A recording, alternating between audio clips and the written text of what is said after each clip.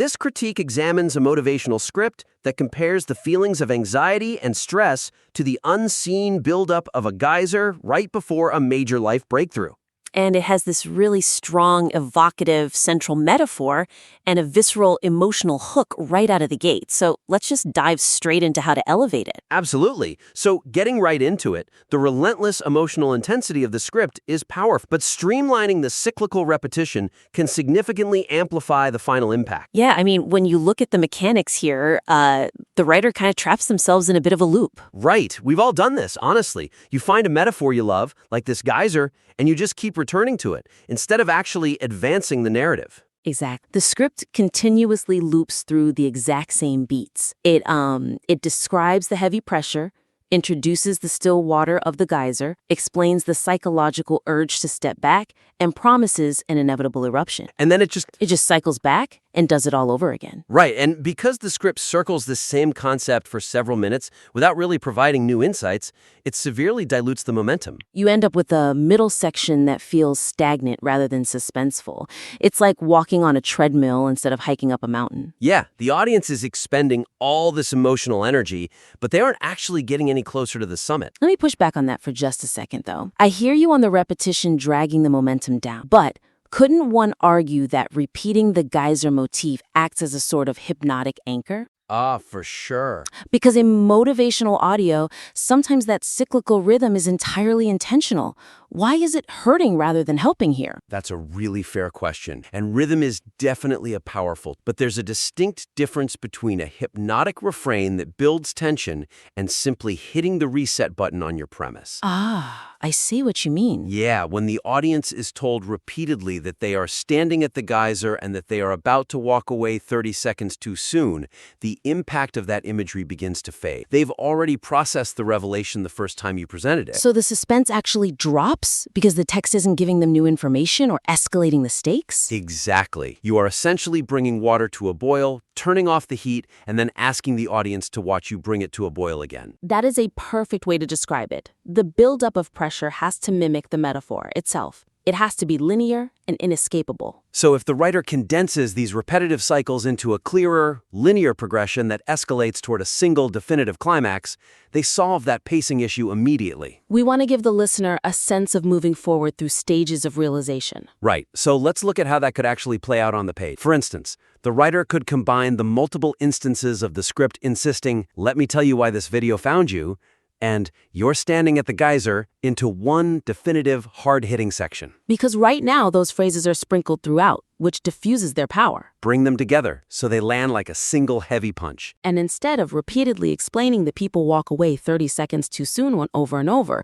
you could introduce the geyser metaphor exactly once. Vividly describe that hidden boiling point. Right, detail the psychological pattern of retreating that the listener struggles with, and then you just hit the climax. You build the pressure in the text, and you let it release only at the very end. Of course, we should mention that these are just a few out of all possible ways of solving this pacing problem. Oh, definitely. A writer could tackle this a dozen different ways. Maybe they drop the geyser entirely in the second half and shift to a new metaphor, showing what happens after the eruption. Or shift the focus to the internal mechanics of the breakthrough itself. Yeah, the specific path doesn't matter as much as the objective, which is simply maintaining forward momentum. When every paragraph introduces a new layer of depth, rather than reiterating the previous layer, the listener stays absolutely captivated. Let's move into the core philosophy of the piece. Redefining anxiety as the necessary pressure before a breakthrough is a compelling hook, though introducing a subtle distinction between productive friction and actual harm could make the argument far more robust. Yeah, as I understand it from reading through, the argument being presented is that the immense, heavy feeling in the listener's chest is categorically a sign of imminent success. That's clearly laid out in the text, yes. I wonder, though, if we fully considered the broader implications of that absolute frame. How so? By stating absolutely that pressure is not a warning that something's wrong, not proof you're failing, and definitively not stress, the script completely ignores the reality that sometimes pressure actually is a valid warning sign. Right, like sometimes it's a sign of severe burnout or indicative of a highly toxic situation. Exact. This lack of nuance risks alienating discerning listeners or pushing a potentially harmful absolute, making the core message feel slightly overly dogmatic. This is such a critical point when writing for an audience that is seeking guidance. The writer clearly has a deep empathy for their audience's struggles.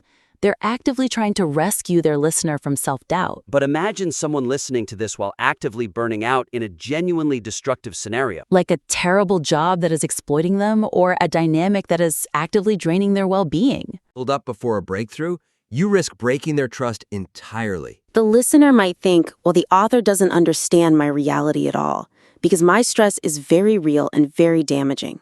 Is there a risk, though, that if we add nuance, we water down the motivational punch? If the writer starts adding caveats, does the piece lose its confident edge? I don't think so. In fact, I think it's the exact opposite. If the writer just pauses to briefly acknowledge the difference between the unhealthy, destructive stress of being on the wrong path and the heavy, uncomfortable buildup of being on the right one, it instantly grounds the message in reality. It validates the listener's intelligence. It tells them, I see the full spectrum of what you might be experiencing, which actually makes the inspiring tone hit much harder because it feels earned and realistic. That makes perfect sense. It's about treating the audience as peer. Let's explore some concrete ways to weave that nuance into the script. When the writer is describing that visceral stone in your chest, they could add a brief caveat differentiating the types of pain. For instance, distinguishing between the sharp, depleting, exhausting pain of taking a wrong turn versus the heavy, relentless, energetic buildup of standing at a geyser. Just one or two well-placed sentences can draw that line beautifully without derailing the momentum. I really like that approach. Another concrete example would be providing a quick diagnostic question or a mental metric for the listener to ask themselves. Oh, like a quick pause in the narrative? Yeah, ask them,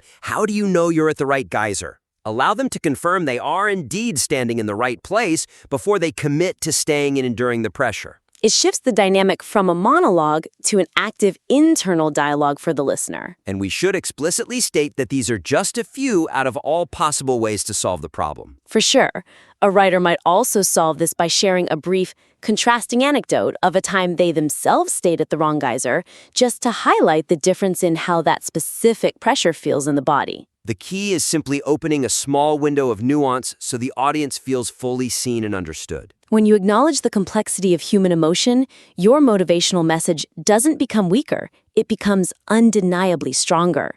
You build an unshakable bond with your audience. Moving to the final area of feedback, the hypnotic, destiny-driven tone establishes a deep connection with the audience, but the sudden pivot to standard engagement requests temporarily breaks that carefully crafted immersion. The atmosphere the writer has built up to that point is genuinely fantastic. The language is spiritual, almost prophetic. They use phrases like reality rearranging itself, and the universe doesn't hand you breakthroughs. It creates a kind of trance that really pulls you in. It does, and getting an audience into that state is incredibly difficult. But that brings us directly to the weakness of the final section. The transition from a highly spiritual, urgent revelation directly into mechanical platform requests, asking viewers to drop 3 words in the comments, subscribe, and give super thanks, it feels incredibly jarring. It makes the previously profound message feel briefly transactional, and it severely undercuts the emotional peak the author worked so hard to build over the last several minutes. It's exactly like waking up from a really deep, meaningful dream because an alarm clock went off right next to your ear. The listener has just been walked to the edge of an incredible personal break. They are emotionally raw, they are vulnerable, and they are ready to change their lives. And then, suddenly, the fourth wall is shattered. They are reminded of algorithms, subscription buttons, and monetary tips. The illusion is broken in a way that just doesn't serve with practical survival. It's a very real tension. But it's about integration rather than elimination. If the writer can weave those engagement requests more organically into the philosophy of the script so they feel like a natural extension of the breakthrough process, or if they simply separate the mundane algorithmic requests from the narrative completely, they can have the best of both worlds. You don't have to sacrifice the tone to satisfy the platform. Let's break down some concrete examples of how to do that. The script currently asks the listener to comment, "I'm staying here." You can absolutely keep that instruction. In fact, you should keep it, but frame it purely as a psychological anchor at the emotional climax. Frame it as their personal declaration to the universe, an act of solidifying their commitment. However, you should remove the immediate follow-up asks for sharing, subscribing, and super thanks from that specific paragraph. Move those purely transactional asks to a visual end screen or an entirely separate sign-off after the core narrative has formally concluded and faded out. Give the narrative a moment to breathe and resolve before switching into the role of a channel host. That separation is so important. Another concrete example is to actually rephrase the monetary or subscription asks to match the poetic, universe-driven language of the piece, rather than using standard platform terminology. Oh, I love that. So instead of saying, if super thanks feels aligned, you might frame the act of supporting the community as part of the energy exchange of their new breakthrough. Exactly. You integrate it so deeply into the established lexicon of the script that the audience doesn't even consciously realize they are hearing a call to action. It just feels like the next step in their spiritual journey. That's a brilliant way to maintain the spell of the text. And again, these are just a few out of all possible ways to solve the tonal shift. A creator could also utilize purely on-screen text for all the engagement asks while keeping the audio entirely focused on the narrative conclusion. The core objective is just to protect the emotional investment of the listener at the exact moment it reaches its absolute highest point. You've done the incredibly hard work of getting them to that. Now, you just need to guard that space fiercely. When the audience feels that the creator is prioritizing their emotional transformation over a quick transaction, the loyalty that generates will organically drive the shares, the subscriptions, and the support without it ever needing to feel intrusive. That perfectly synthesizes the goal. We want the underlying mechanics of the script to be as invisible and powerful as the geyser being described. As we bring this critique to a close, let's briefly recap the three main areas we've identified to help elevate this already compelling material. First, streamlining the repetitive structure to build better continuous forward momentum. Second, adding a touch of nuance to clearly distinguish breakthrough pressure from actual harmful burnout. And third, protecting the immersive tone by rethinking exactly how and when the calls to action are integrated. So if the writer can just unloop that pacing by condensing the geyser metaphor into a single linear build, validate the audience by adding a brief line acknowledging that real burnout exists, and push or adapt those platform requests to protect the final emotional peak, This piece is going to be absolutely unstoppable. we are so incredibly thrilled to see where you take this material next. Please apply these edits, experiment with the structure, and we warmly invite you to submit your revised work or any entirely new materials you create back in for another critique in the future. Keep writing, keep refining, and thank you for sharing this journey with us.